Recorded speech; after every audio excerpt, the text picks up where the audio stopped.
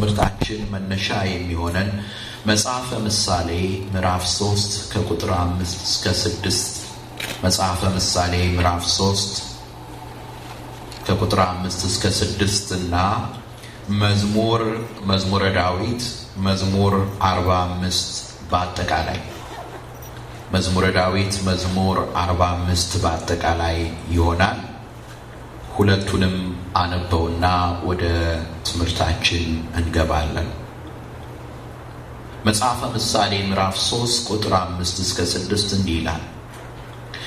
በፍጹም ልብህ በእግዚአብሔር ታመን፣ በራስህም ማስተዋል አትደገፍ። በመንገድህ ሁሉ እርሱን እወቅ፣ እርሱም ጎዳናህን ያቃናልሃል። በፍጹም ልብህ በእግዚአብሔር ታመን፣ በራስህም ማስተዋል አትደገፍ። በመንገድህ ሁሉ እርሱን እወቅ፣ እርሱም ጎዳናህን ያቃናልሃል። መዝሙረ ዳዊት መዝሙር 45 ቁጥር 1 እስከ ቁጥር 11 እንዲህ ይላል።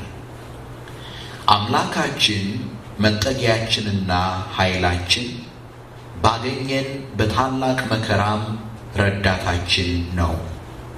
ስለዚህ ምድር ብትነዋወጥ፣ ተራሮችም ወደ ባህር ልብ ቢወሰዱ አንፈራም። ውኆቻቸው ጮኹ ተናወጡም፣ ተራሮችም ከኃይሉ የተነሳ ተናወጡ። የወንዝ ፈሳሾች የእግዚአብሔርን ከተማ ደስ ያሰኛሉ። ልዑል ማደሪያውን ቀደሰ። እግዚአብሔር በመካከሏ ነው፣ አትናወጥም። እግዚአብሔርም ፈጥኖ ይረዳታል። አሕዛብ ተናወጡ፣ መንግሥታትም ተመለሱ። እርሱ ቃሉን ሰጠ፣ ምድርም ተንቀጠቀጠች። የሰራዊት ጌታ ከእኛ ጋር ነው፣ የያዕቆብ አምላክ መጠጊያችን ነው። የእግዚአብሔርን ሥራ በምድር ያደረገውንም ታምራት እንድታዩ ኑ። እስከ ምድር ዳርቻ ድረስ ጦርነትን ይሽራል፣ ቀስትን ይሰብራል፣ ጦርንም ይቆርጣል፣ በእሳትም ጋሻን ያቃጥላል። ቁጥር 10 እረፉ፣ እኔም አምላክ እንደሆንኩ እወቁ። በአሕዛብ ዘንድ ከፍ ከፍ እላለሁ፣ በምድርም ላይ ከፍ ከፍ እላለሁ። የሰራዊት ጌታ ከእኛ ጋር ነው፣ የያዕቆብ አምላክ መጠጊያችን ነው። አምላካችን ስለ ቃሉ ስለ ስሙ በመካከላችን ስላለ እርሱ ከቃሉ እንዲያስተምረን ደግሞም የምንሰማው የእግዚአብሔር ቃል ሕይወታችንን ኑሯችንን የሚለውጥ አንድ እርምጃ ወደ እግዚአብሔር የሚያቀርበን እንዲሆንልን ቅዱስ ፈቃዱ ይሆንልን። በዚህ በሀገር አሜሪካ የታወቀ አንድ የነገረ መለኮት ሊቅ ወደ ህንድ ካልካታ በአንድ ወቅት ሄዶ ነበር እና ወደዚያ ሄዶ በዛ ድሆችን በመርዳት ረጅም ዘመን የኖሩትን ማዘር ተሬሳን ያገኛቸዋል እና ምን ላድርግልህ፣ ምን እንዳደርግልህ ነው የፈለግከው ይሉታል። ምን ይላቸዋል? እንዲጸልዩልኝ ይፈልጋለሁ የኔ እናት ይላቸዋል። መቼም ሴትዮዋ ብዙ ታላላቅ ነገር የሰሩ ናቸው። በብዙ የሃይማኖት ሰዎችም ዘንድ የተመሰገኑ ሴትዮ ናቸው እና እንዲጸልዩልኝ ነው የምፈልገው ይላቸዋል። እና ስለምንድን ነው መጸልይልህ ይሉታል። አይ የህይወቴን ዓላማ ግልጥ ብሎልኝ እንዲታወቀኝ ነው የምፈልገው ይላቸዋል። ይሄኔ ምን ይሉታል? አይ ስለሱስ አልጸልይልህም። ሁሉም ነገር ግልጥ ብሎ የታየህ ቀን እግዚአብሔርን ትረሳዋለህ። ነገር ግን በእግዚአብሔር እንድትታመን እርሱን እንድታምነው እጸልይልሃለሁ። እግዚአብሔርን እንድታምነው በእርሱ እንድትታመን እጸልይልሃለሁ።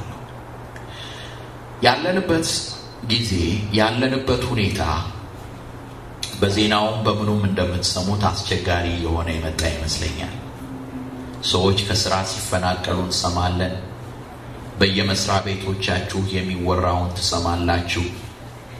አንዳንድ ሰዎች በችግር ውስጥ ሆነው በጭንቀት ውስጥ ሆነው የሚያደርጉትን እንሰማለን። ከዜናዎች እንደምንከታተለው የወንጀል ቁጥር ከመቼውም በላይ ምን እያለ ነው? ከፍ እያለ ነው። እኔ ባለሁበት አካባቢ በደቡባዊው ካሊፎርኒያ በዚሁ አካባቢ ነው፣ ሩቅ አይደለም። በእነዚህ 2 ወሮች ውስጥ ብቻ በ5 ቤተሰብ ውስጥ በተደጋጋሚ የተደረገውን አሰቃቂ ነገር ብትሰሙ ለጆሮ የሚዘገንን ነው። በእነዚህ በ2 ወሮች ውስጥ ለዛውም እንግዲህ ሚዲያ ያወቀው እንደው ሰው ያወቀው ነገር ነው። በየቤቱ የሚከናወነውን ነገር አናውቅ። ስለዚህ ከኔ ጋር ለጥቂት ጊዜያት በሚኖረን በዛሬው ዕለት ምናልባትም ሌላ ጊዜ እንደምንሰማው ስብከት አድርጋችሁ እንዳትሰሙኝ በእግዚአብሔር ስም ለምናችኋለሁ። እኔም ትንሽ ከዚህ በፊት ከምናገረው ምናልባትም የተለየ ነገር ለመናገር ፈልጋለሁ። በእግዚአብሔር መታመን ማለት ምን ማለት ነው? ለምንድን ነው እግዚአብሔር በእርሱ እንድንታመን የሚፈልገው? ብዙዎቻችን ስለ ክርስትናችን ስናስብ እግዚአብሔር የሆኑ ሕግጋትን ዘርዝሮ አስቀምጦ እነዛን ሕግጋት በቃላችን መሸምደድ ወይም ማጥናትና ልክ እነዛን ነገሮች 100% ወይም 10/10 ካገኘን ኤ ወይም ቢ ካገኘን በዛ ስራችን የሚመዘን አድርገን እናስባለን። ክርስትና እንደዛ አይደለም።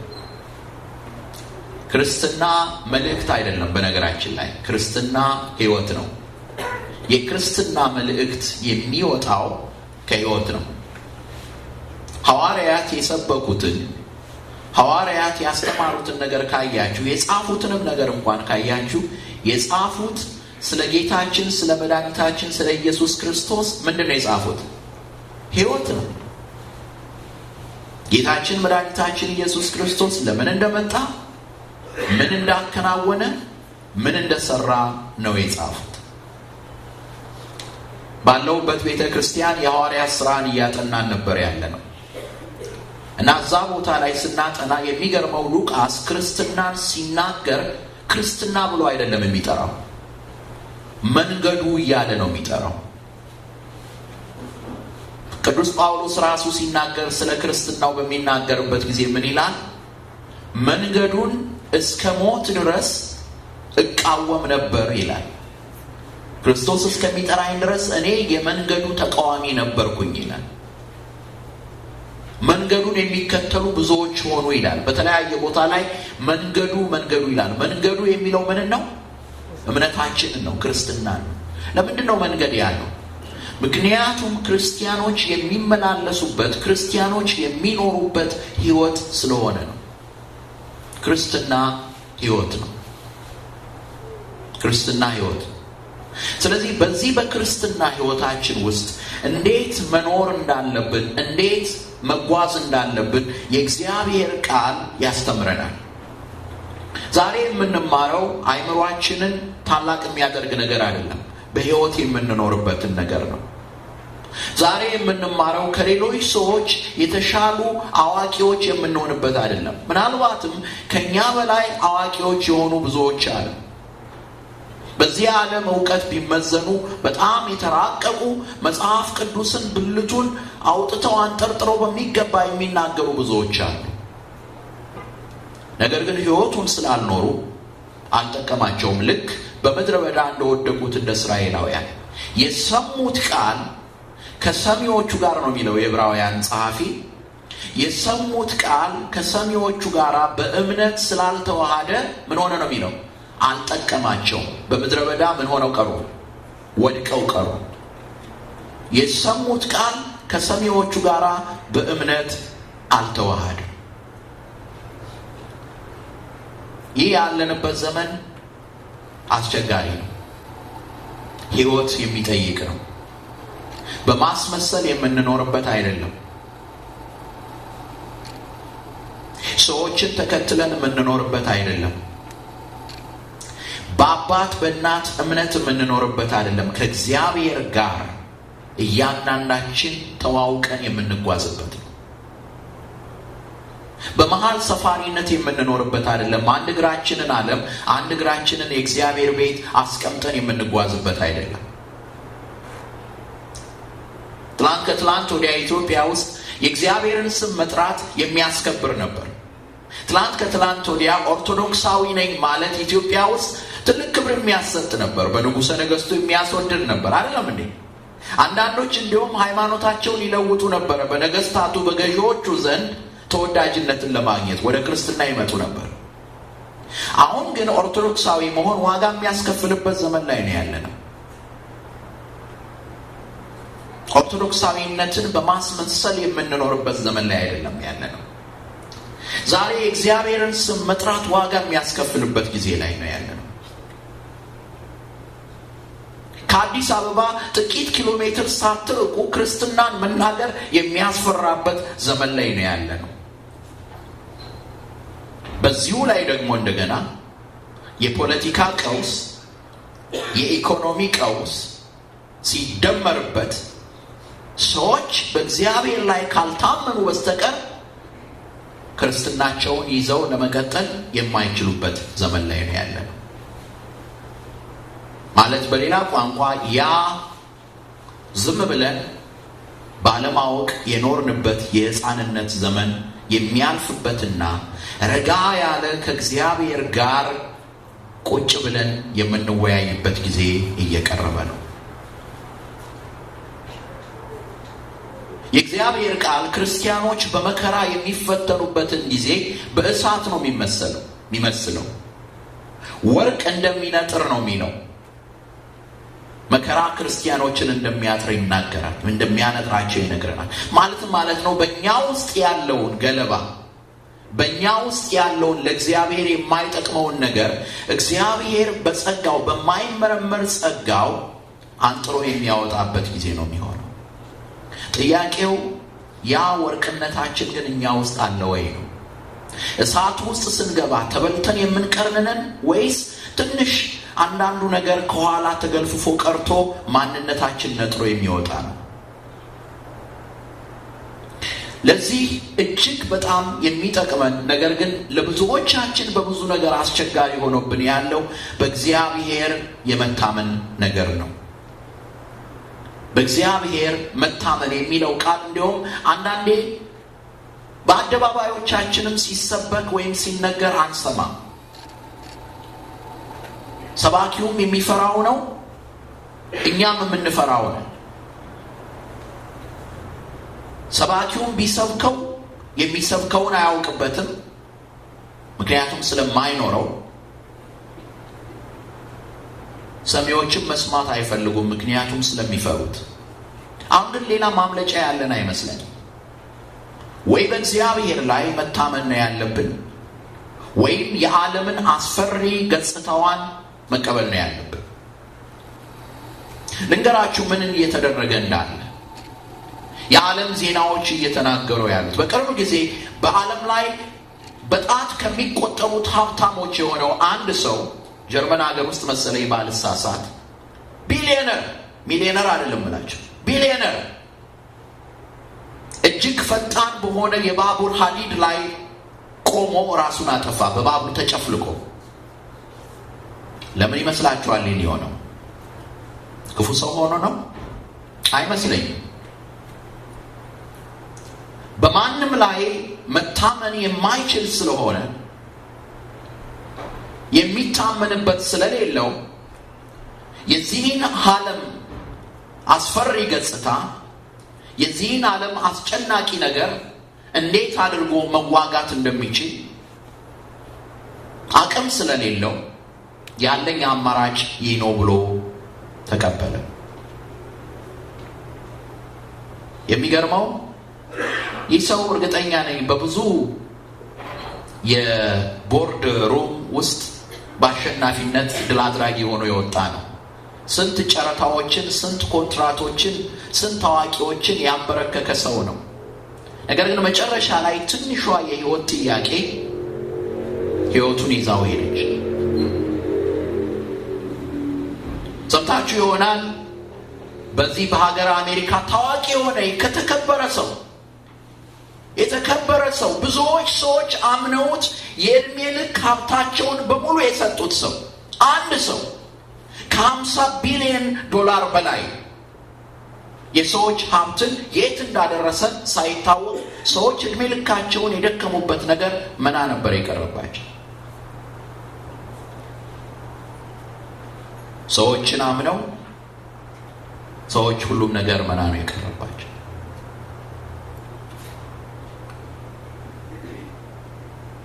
ሌላውን እዚህ ቦታ ላይ መነገር የማይገባውን በየቦታው እየተከናወነ ያለ ከስራ ስለተፈናቀልኩ እያለ ልጆቹን እየያዘ ባለቤቱን እየያዘ የሚገለውን እሱን አላወራው።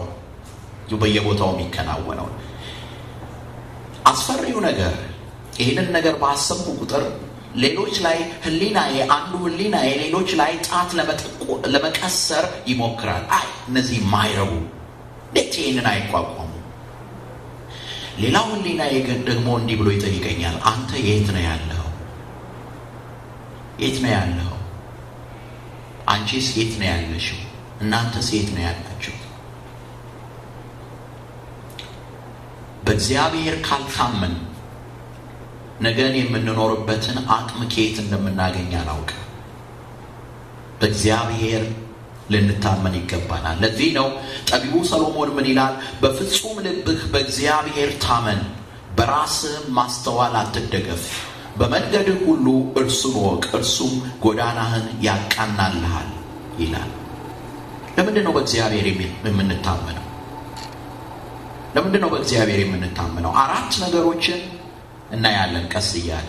የመጀመሪያው በእግዚአብሔር የምንታመንበት ምክንያት እግዚአብሔር ላይ ተስፋችንን፣ እግዚአብሔር ላይ ሕይወታችንን፣ እግዚአብሔር ላይ ኑሯችንን የምናደርግበት የመጀመሪያው ነገር እግዚአብሔር በባህሪው ምንድነው? ታማኝ ነው። አንድ ላይ በሉልኝ፣ እግዚአብሔር በባህሪው ታማኝ ነው።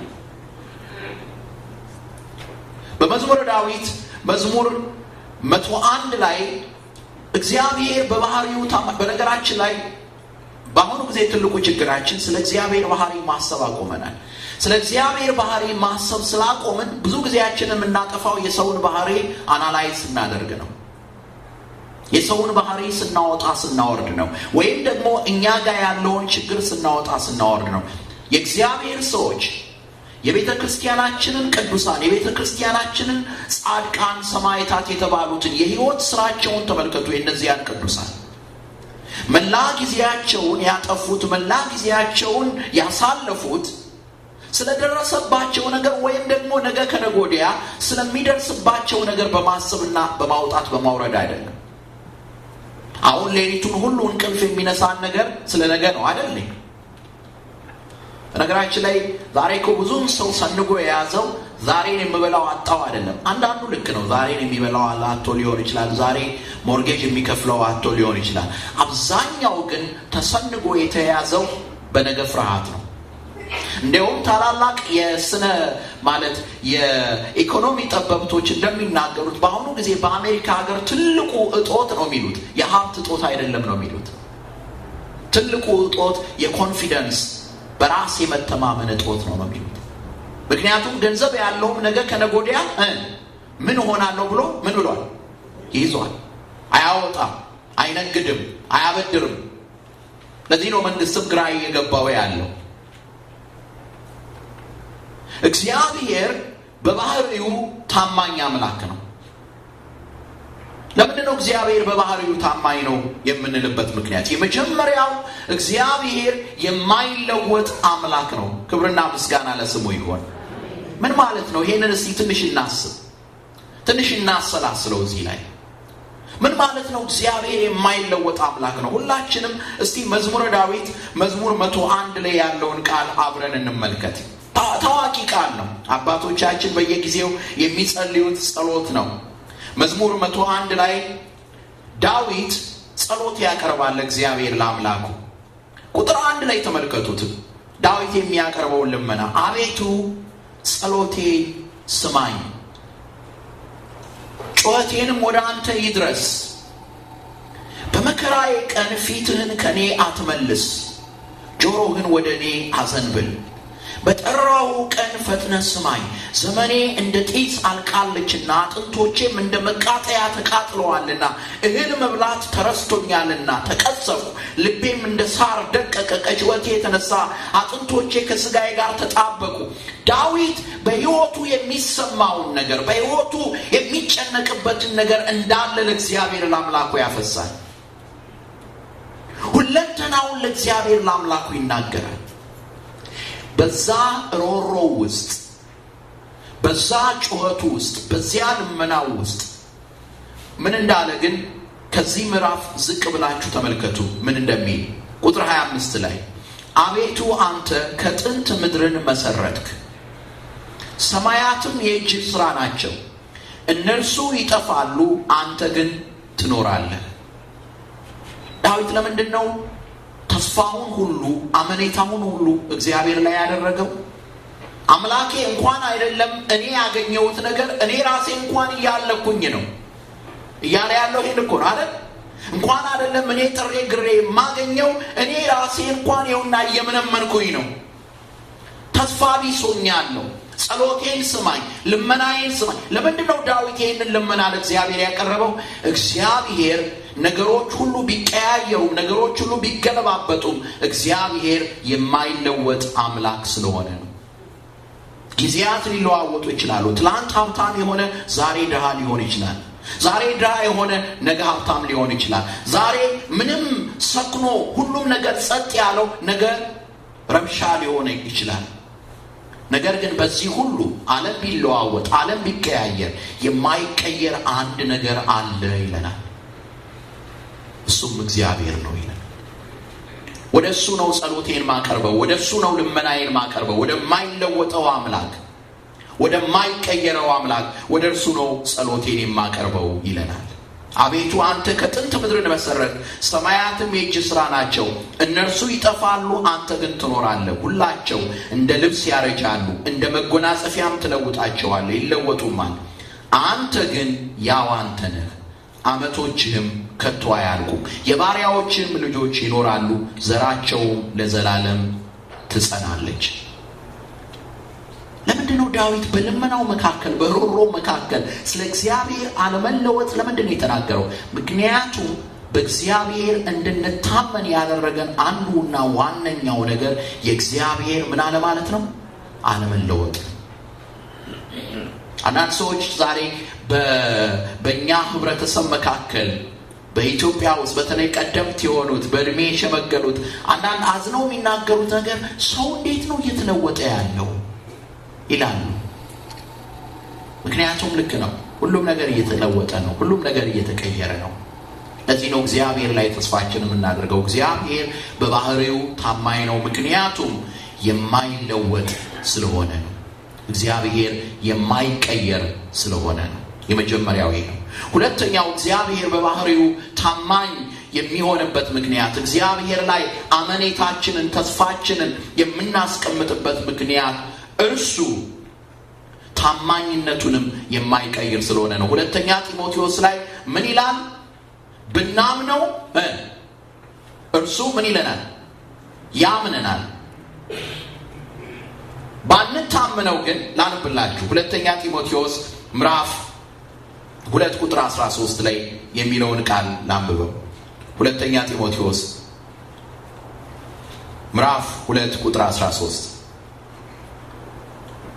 እንዲህ ይላል፣ ብንጸና ከእርሱ ጋር ደግሞ እንነግሳለን፣ ብንክደው እርሱ ደግሞ ይክደናል፣ ባናምነው እርሱ የታመነ ሆኖ ይኖራል፣ ራሱን ሊክድ አይችልምና።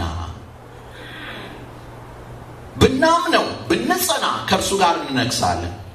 ምክንያቱም እርሱ ለዘላለም ምን ያለ ነው? የከበረ ነው። እርሱ ለዘላለም የጸና አምላክ ነው። ነገር ግን ብንክደው እርሱ ይክደናል። እርሱን ግን እኛ ስለካድ ነው እርሱ ይካዳል ማለት አይደለም። ምክንያቱም እርሱ ራሱን አይክድም። በባህሪው ታማኝ የሆነ አምላክ ነው። ሁለተኛ እግዚአብሔርን የምንታመንበት ምክንያት፣ በእግዚአብሔር ላይ ተስፋችንን የምናደርግበት ምክንያት እግዚአብሔር በቃሉ ታማኝ ነው። እግዚአብሔር በቃሉ ታማኝ ነው። ዘኍልቍ ምዕራፍ 23 ቁጥር 19 ላይ ተመልከቱት። ሰፊ ታሪክ ነው። በለዓም የተባለው ሀብተ መርገም የነበረው ማለት የሚረግመው ሚይዝለት ሰው በገንዘብ ተቀጥሮ በባላቅ በሞዓብ ንጉሥ በባላቅ በገንዘብ ተቀጥሮ መጥቶ እስራኤልን እርገምልኝ ተብሎ መጣ እና ታሪኩ ረጅም ነው። ነገር ግን እግዚአብሔር ምን አለው? ይህን ሕዝብ እንድትረግም አልፈቅድልህም አለው። እኔ የምነግርህን ብቻ ትናገራለህ፣ እኔ የምህን ብቻ ታወራለህ አለው እና ሄደ። በእስራኤል ፊት ቆመ። እስራኤልን ከሩቅ ያያቸው ነበረ። መከራ ያጠወለጋቸው ናቸው።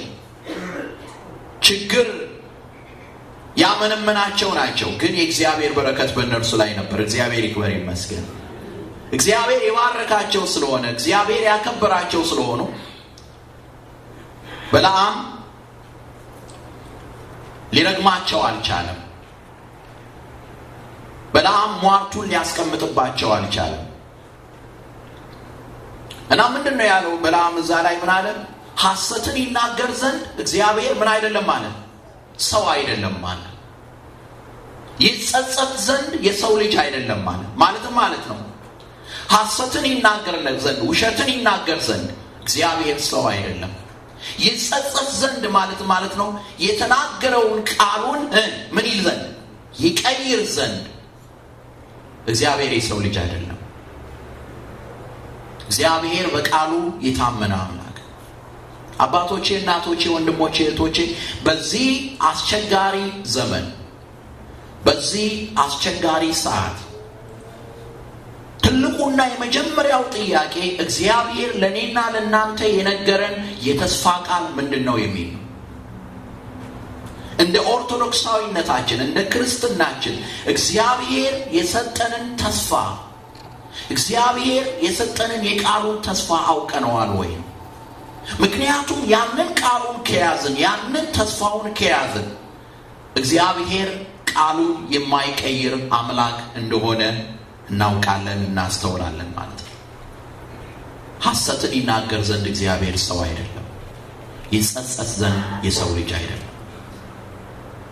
እግዚአብሔር በቃሉ ታማኝ ነው ማለት ሐሰትን ይናገር ዘንድ ብቻም አይደለም።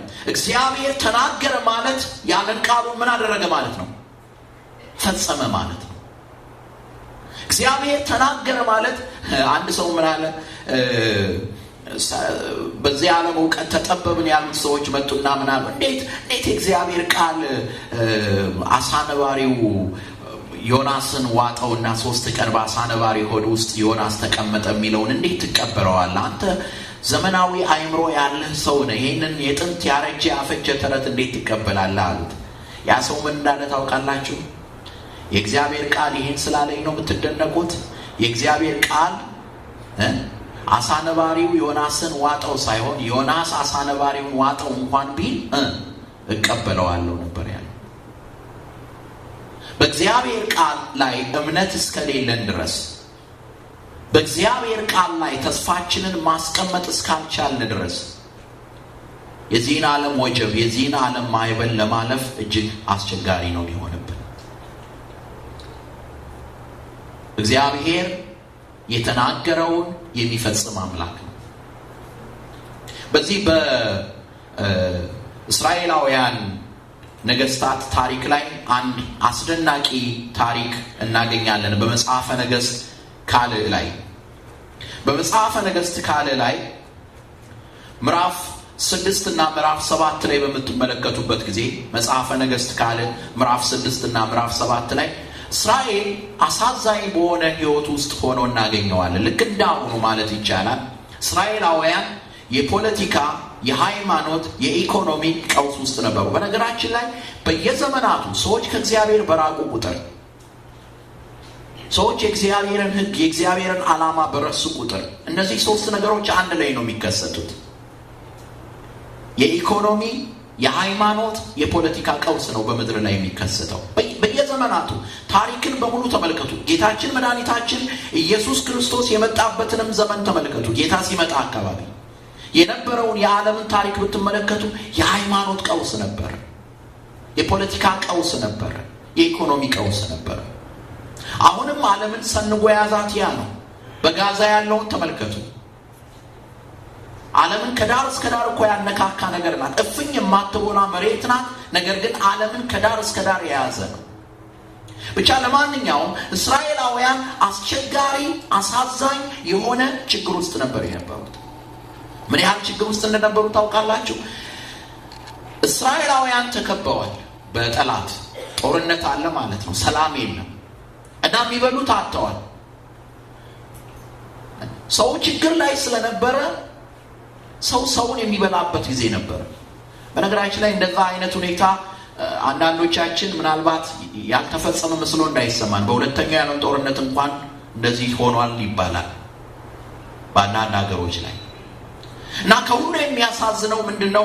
እንዲህ ይላል። ምን ይላል? አንዲት ሴት ጌታዬ ንጉሥ ሆይ እርዳኝ ብላ ወደ እርሱ ጮኸች። እርሱም እግዚአብሔር ያልረዳሽን እኔ እንዴት ረዳሻለሁ? ከአውድማው ወይስ ከመጥመቂያው ነውን? አለ። ንጉሡም ምን ሆነሻል አላት። እርሷም ይህች ሴት ዛሬ እንድንበላው ልጅሽን አምጪ፣ ነገም ልጄን እንበላለን አለች። ልጄንም ቀቅለን በላ ነው። በማግስቱም እንድንበላው ልጅሽን አምጪ አልኳት፣ ልጇንም ሸሸገችው ብላ መለሰችለት። ያን ያህል ነበረ ሰው የደረሰው። ወደ አውሬነት ተለውጦ ነበር። አሁን የምናየው አንዳንዱ ነገር እንደዛ ነው የሚያስፈራ የሆነ ያለው ማለት ነው። ልጅሽን ዛሬ እንብላ፣ ነገ ደግሞ ያንቺን ልጅ እንበላለን፣ የኔን ልጅ እንበላለን። ከዛ በኋላ ያቺኛዋ ልቧ አራራ መሰለኝ ሸሸገችው። ንጉሡ ይህንን ክስ ሲሰማ ልብሱን ቀደደ፣ የሚያደርገውን አጣ። መቼም የሚጮህበት አለ። ኤልሳዕ የእግዚአብሔር ነቢይ ወደ ኤልሳዕ ሄደ። ያ የእስራኤል ነቢይ የሚያደርገውን ካላደረገ አለ እና እግዚአብሔር ሁልጊዜ ደስ የሚለኝ ቃሌ ነው። ከዚህ በፊትም ነግሬያችሁ እንደሆነ አላውቅም። የሰው ተስፋው ሲያቆም፣ ሰው የትም ስፍራ መሄድ ሲያቆም እግዚአብሔር ከዚያ ይጀምራል። የሰው ተስፋ በቆመበት ቦታ ላይ ብዙ ጊዜ የእግዚአብሔር ተስፋ በሕይወታችን የማይፈጸምበት ምክንያት ምን እንደሆነ ታውቃላችሁ? ብዙ አይናችን የሚንከራተትበት ስፍራ አለ። አይናችንን የምናስቀምጥባቸው ብዙ ቦታዎች አሉ። ዘመድ ይሆናል፣ ወይም ወገን ይሆናል፣ ወይም ስራ ይሆናል፣ ወይም ሀብት ይሆናል፣ ወይም ጤና ይሆናል። ትናንትና አንድ ሰው ቤተክርስቲያን መጥቶ ምን አለኝ? በጣም ስፖርተኛ ነው፣ በየጊዜው ይሮጣል፣ በየጊዜው ሰውነቱ የሚጠብቅ ነው። ድንገት ሳያስበው ግን ካንሰር አለበት ተባለ እና ምን አለ ሲነግረኝ፣ እስከዛን ጊዜ ድረስ ያንን ቃል እስከምሰማ ድረስ ቀሲስ አልደብቅህም አለኝ፣ እኔ ዓለምን በእጄ የያዝኩ ይመስሉ ነበር የሚሰማኛል። ምክንያቱም ጤንነቴን ይዤዋለሁ የሚል ሰው ነበርኩ፣ ስራዬን ይዤዋለሁ የሚል ነበርኩ። ግን በአንድ ሰው፣ በአንድ ተራ ሰው እንደኔና እንዳንተ በልቶ በሚያደርሰው ከእርሱ በወጣው ቃል በዚያ ካንሰር አለብህ በሚለው ቃል ምድርና ሰማዩ ተገለባበጠብኛል። ደስ የሚያሰኘውን ነገር ልንገርህ አለ። ልክ ያ ቃል ሲወጣ እና ያለኝ ተስፋ፣ ያለኝ ትምክህት፣ ያለኝ ነገር ሁሉ እንዳልነበረ ሲሆን ያን ጊዜ እግዚአብሔርን ከነሙሉ ክብሩና ኃይሉ ለማየት ቻልኳል።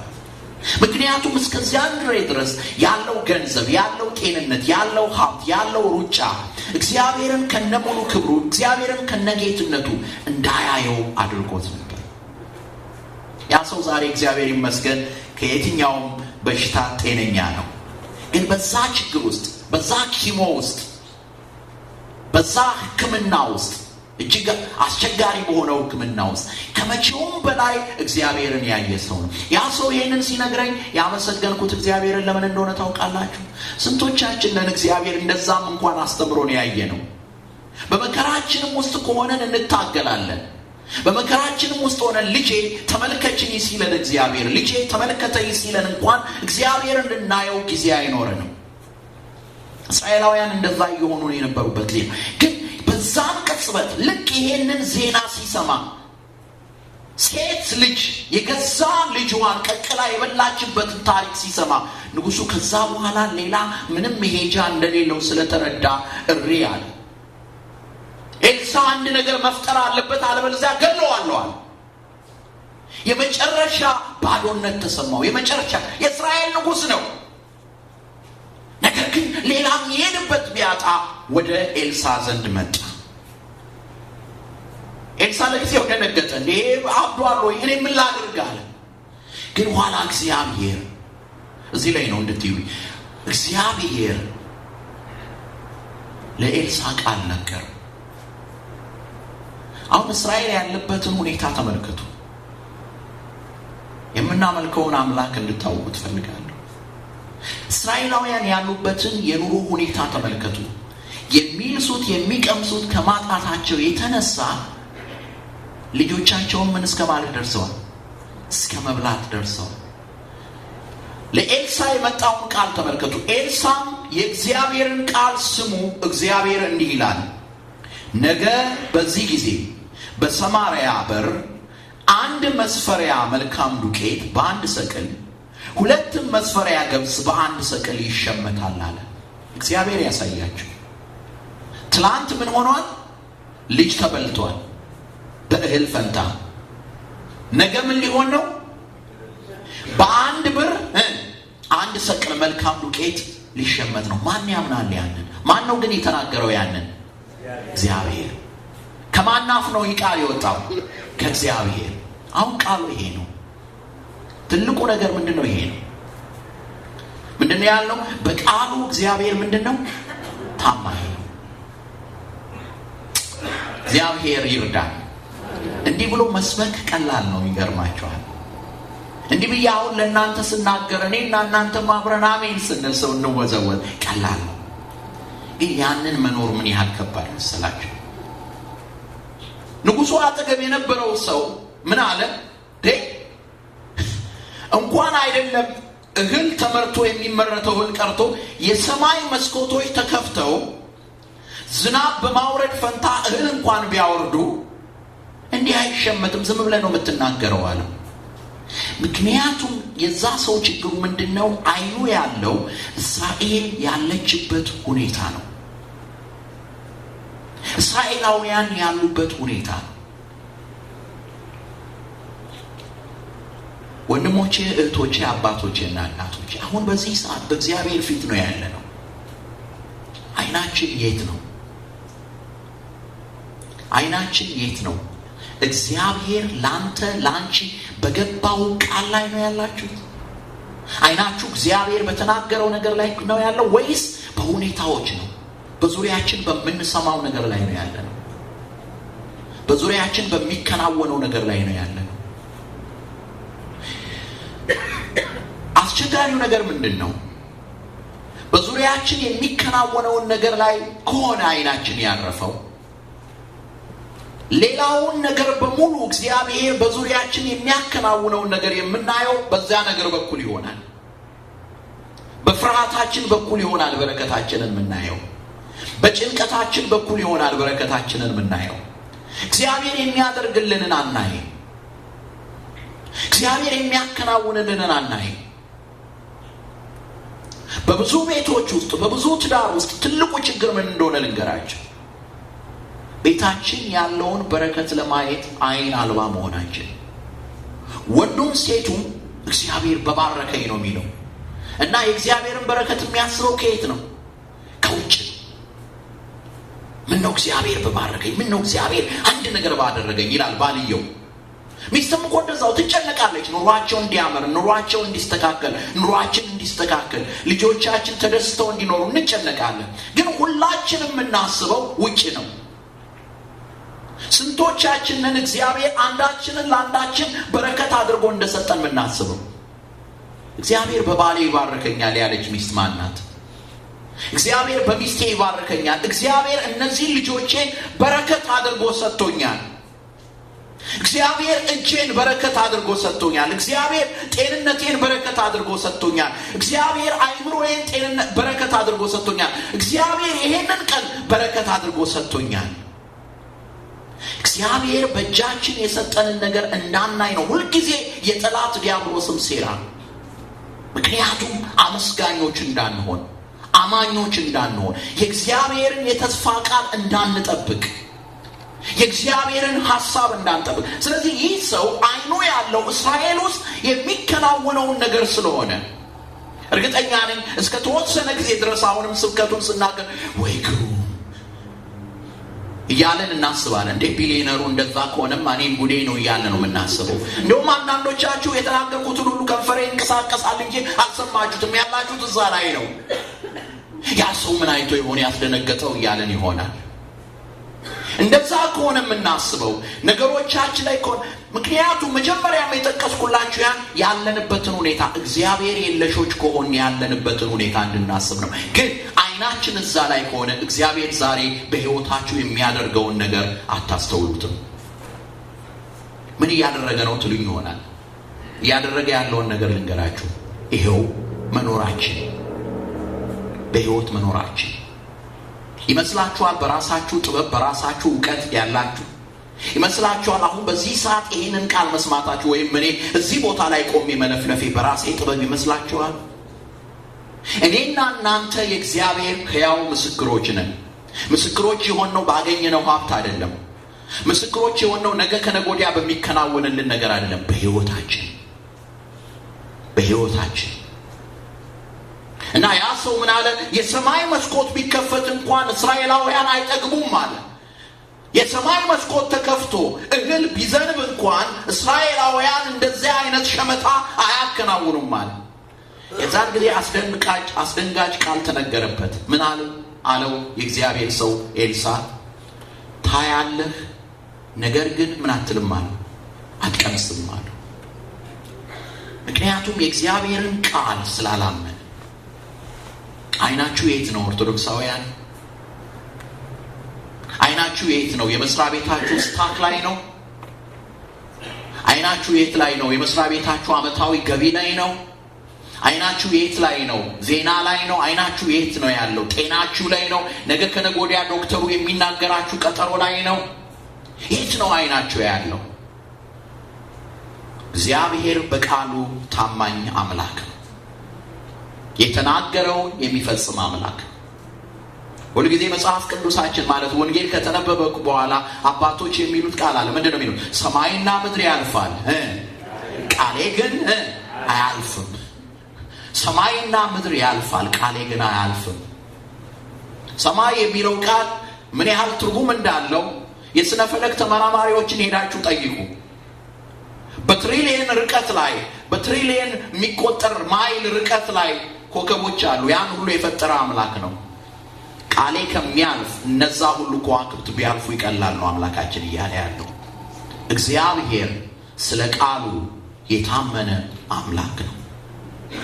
እግዚአብሔር ይሄንን ቃሉን እንዴት እንደፈጸመ ልንገራችሁ። ምክንያቱም አስደናቂ ነገር ስለሆነ። ምክንያቱም ዛሬም እግዚአብሔር እንዴት እንደሚያከናውን ማንም የሚያውቅ ስለሌለ፣ ማንም የሚያውቅ የለም። እግዚአብሔር እንዴት እንደሚሰራ ማንም የሚያውቅ የለም። እስራኤልን እንዴት ከረሃብ እንዳዳነ ልንገራቸው። እርስ በርስ ከመበላላት እንዴት እንዳዳናቸው። በዛን ጊዜ በዛ ዘመን ብቻም አይደለም፣ እኛም ሀገር እስከ ቅርብ ጊዜ ድረስ በስጋ ደዌ በሽታ የተመቱ ሰዎች የሚኖሩት ብቻቸውን ነው። በዛን ጊዜ ግን በተለይ ደግሞ በስጋ ደዌ በሽታ የተመቱ ሰዎች ቀድሞ ነገር ከህዝብ ጋር እንኳን አይገናኙም ነበር። አንገታቸው ላይ ምናልባት ፈረስ ጋሪ ያለበት አካባቢ የኖራችሁ ትዝ ይላችሁ እንደሆነ ፈረሶቹ ላይ ምን ይታሰራል? እንደ ቃጭል ነገር ይታሰራል አይደል? ቅጭል የሚል ሰዎች መንገድ እንዲለቁ። ልክ እንደዛ ሁሉ እነዛ ሰዎች ላይ አንገታቸው ላይ ቃጭል ይታሰር ነበር። ቃጭሉን እያቃጨሉ ይሄዳሉ እና ሰው ሲያዩ ከሩቁ ሲያዩ እርኩስ ነኝ እያሉ የሚኖሩ ነበሩ። ያ ረሃብ በመጣበት ጊዜ እነዚህ ሰዎች ከተማ ገብተው እንዳይበሉ፣ ከተማ ምን የለም እህል የለም፣ እዛው ባሉበትም እንዳይበሉ ምንም ነገር የለም። ምን አሉ? ወይ ወደ እስራኤላውያን ዘንድ አንገባ፣ እዛም ሞት ነው ያለው። እዚህም ከሆነ ደግሞ ቁጭ የምንለው ሞት ነው ያለው። ስለዚህ ምን እናድርግ? ከተማችንን ወደ ከበቡት ወደ ሶሪያ ሰራዊት ሰፈር እንሄዳሉ እና እነዚያ በስጋ ደዌ የተመቱ የተቆራረጠ አካል ያላቸው በሰው ዓይን የማይሞሉት ሰዎች፣ በሰው ዘንድ ስፍራ የሌላቸው ሰዎች፣ እነዚያ ሰዎች ወደ አስጨነቋቸው ሰዎች ዘንድ ሄዱ። እግዚአብሔር ምን እንደሰራ ልንገራችሁ። እነዚህ ሰዎች አሁን ሲሄዱ ምን እያሉ ነው የሚሄዱ? ቃጭሉ እያቃጨለ ነው እያሉ ነው የሚሄደው። እግዚአብሔር ታይቶ የማይታወቅ ላውድ ስፒከር፣ ታይቶ የማይታወቅ አምፕሊፋየር አዘጋጀ። ምን አይነት እንደሆነ እግዚአብሔር ብቻ ነው የሚያውቀው። ግን መጽሐፍ ምን እንደሚል ልንገራችሁ። ምን ይላል? እነዚያ ሲሄዱ ምን ይላል? ቁጥር 5 ላይ ጨለምለም ባለ ጊዜ ወደ ሶርያውያን ሰፈር ይሄዱ ዘንድ ተነሱ። ወደ ሶርያውያንም ሰፈር መጀመሪያ ዳርቻ በመጡ ጊዜ እነሆ ማንም አልነበረም። እግዚአብሔር ለሶርያውያን የሰረገላና የፈረስ የብዙም ጭፍራ ድምፅ አሰምቶ ነበር። ማለትም ማለት እንደሆነ ልንገራችሁ። እነዚያ ምድር የተፋቻቸው የተቆራረጠ አካል ያላቸው ሰዎች ቃጭላቸውን እያንቃጨሉ ወደ ሶርያ ሰፈር ሲሄዱ እግዚአብሔር ለሶርያውያን ለነዛ ለተደራጀ ጦር ይዘው ለመጡት ያንን ቃጭል ምን አስመስሎ አሰማቸው? የጦር ድምፅ አድርጎ አሰማቸው።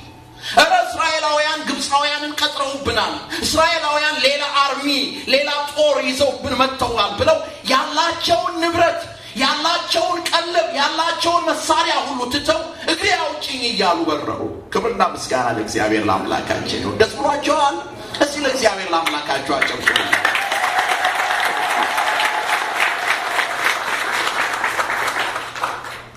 ማነው ኑሮዬን የሚያወጣው ነፃ? ማነው የሚመለከተኝ? ማንም ሰው አያውቅላቸው። እግዚአብሔር ግን ያለውን ቀን ያለውን ነገር የሚያደርግ አምላክ ነው። እግዚአብሔር እንዴት ነው የሚያደርገው? ምንም አላውቅም፣ አልነግራችሁም። ለዚህ ነው የእግዚአብሔር ነገር የገባቸው ቅዱሳን በመከራቸውም ሆነ በማግኘታቸው ውስጥ ዝምታን የሚፈጥሩት፣ ዝም የሚሉት። ለዚህ ነው እጃቸውን በአፋቸው ላይ የሚያደርጉት። እነዚያ ሰዎች፣ እነዚያ አካለ ጎደሎች፣ እነዚያ ምድር የተፋቻቸው ሰዎች ሄደው ሲያዩ የተራበ አንጀታቸውን የሚሞላ ምግብ በየአይነቱ ተቀምጦ አዩ። ሮጠው ሄዱና ያገኙትን በሙሉ በሉና የሆነ የተሰበሰበውን ነገር ይዘው ሮጠው ተሸሸጉ። ቢያዩ ማንም የለም። እንደገና ሮጡና እንደገና ያገኙትን በሉና ሮጡ። ማንም የለም።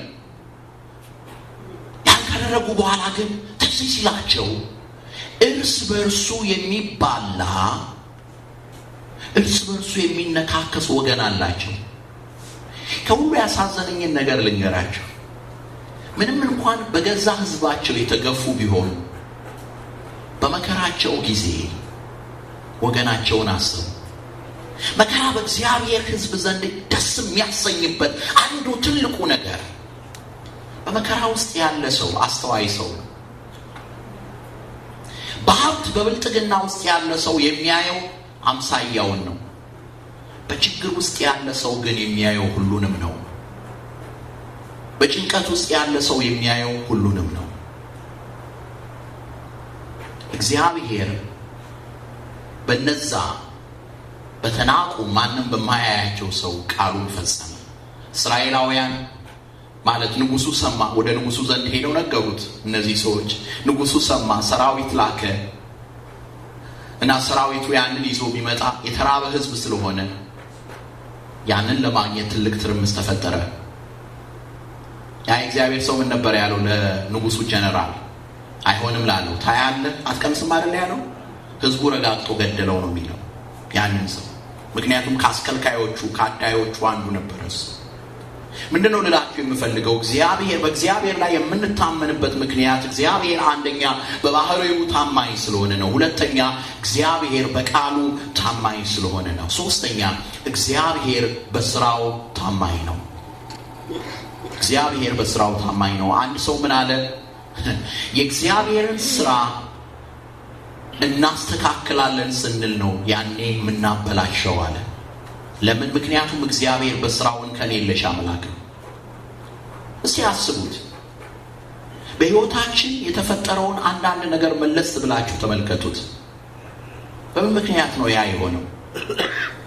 የእግዚአብሔርን ነገር እግዚአብሔር ሊያደርግልን ያለውን ነገር ከእግዚአብሔር ይልቅ እኛ እናውቃለን፣ ከእግዚአብሔር ይልቅ እኛ እንጠበባለን ብለን ነው አይደል? የዚያን ጊዜ ነው ችግር ውስጥ የምንገባው። የዚያን ጊዜ ነው ብዙ ነገር ውስጥ የምንገባው። እግዚአብሔር በስራው ታማኝ ነው። በሮሜ ምዕራፍ 8 ቁጥር 28 ላይ ምን ይላል? እግዚአብሔርን ለሚወዱት እንደ ሐሳቡ ለተጠሩት ነገር ሁሉ ለበጎ እንዲደረግ እናውቃለን ይላል። ነገር ሁሉ ለበጎ እንዲደረግ እናውቃለን። የሚከብደው ሁሉንም ነገር አናውቀውም። ሁሉንም ነገር አናውቀውም። ለዛ ነው ዛሬ የሚከናወነው ነገር የሚከብደን። ነገ ከነገ ወዲያ የሚሆነውን አናውቅም። እግዚአብሔር ከዛሬ ወር በኋላ የሚያደርገውን በሕይወታችን ስለማናውቅ ዛሬ የሚደረገው ነገር ያስጨንቀናል። አንዲት ልጅ ወደ እናቷ ዘንድ መጣችና ውሎዋን እንዴት እንዳሳለፈች እየተበሳጨች ትናገር ነበር። ቢሮ ያጋጠማትን ነገር፣ ምን ያላትን ነገር እናቷ ያለች ዳቦ ልትጋገር እያስተካከለች ነው፣ ሊጡን እያቦካችው ነው፣ ምንድነው ዱቄቱን እየለወሰች ነው። እሺ ልጄ ምን አጋጠመች? ምንም ማየ ኑሮ አለ ወይ? እንዲሁ ይሄንን ሆኜ ያንን ሆኜ ይሄንን ሆኜ ምናምን ትላለች። እናቷ አስተዋይ ናት። ከዛ ልጄ ኬክ ትፈልጊያለሽ? ዳቦ ትፈልጊያለሽ? አዎ። እንዴ አንቺ ምትሰሪው ዳቦ ሁሌ ይጣፍጠኛል። አዎ እፈልጋለሁ። ግን እስከዚያ ድረስ ይሄንን ዘይት ጠጪው አለቻት። እናትየው ምንም ማየ እንዴ ምንድነው የምታወሪው? ይሄንን ዘይት ጠጪው። አታዩ እንግዲያውስ ይሄንን ዱቄት ትንሽ ብትበይው እስከዛ ድረስ። እናትየዋ ትንሽ ዞር ያለባት ይመስላል አይደል? እንዲህ ያለች ሁሉንም ነገር አሳይቻት። ወይም ደግሞ ይሄን የበጠበጥኩትን እርሾ ትንሽ ጠጪው። አየሽ ልጄ አለቻት እናትየዋ። እነዚህ ሁሉ ነገሮች እያንዳንዳቸው በራሳቸው ምን የሚሉ ናቸው? የሚያስጠሉ ናቸው። ለምግብነት የማይጠቅሙ ናቸው የሚመስሉት። ነገር ግን እነዚህ ሲዋሃዱ፣ እሳት ሲነካቸው አንቺ የምትወጂውን ዳቦ ያወጣል። እግዚአብሔር በእያንዳንዱ ቀን የሚያከናውነውን ነገር ብቻውን ነጥለን ዝም ብለን ካየነው አንዳንዶቻችንን ኑሮ ምንድነው እንድንል የሚያሰኝ ነው የሚሆነው። እግዚአብሔር በእያንዳንዱ ቀን በሕይወታችን የሚያከናውነውን ነገር ስናይ፣ በስራችን የሚያከናውነውን ስናይ እግዚአብሔር መቼ ይሰማኛል እኔ እንላለን። ምናልባትም እግዚአብሔርን እንደ ዘመኑ ሰው እንቆጥረዋለን። ግን አንድ ቀን እንዲህ እንላለን፣ ለካ ስለዚህ ነው፣ ለካ ስለዚህ ነው፣ ለካ ስለዚህ ነው፣ ለካ ስለዚህ ነው እንዲህ የሆነው፣ ለካ ስለዚህ ነው እንደዚህ የተደረገው። እንኳን ያንን ቀን ይህንን ውሳኔ ያልወሰንኩኝ። ምክንያቱም ብዙ ሰዎች ለሐሳባቸው እግዚአብሔር ትቷቸው ወደ ተሳሳተ ስንት ነገር ገብተዋል አይደለም?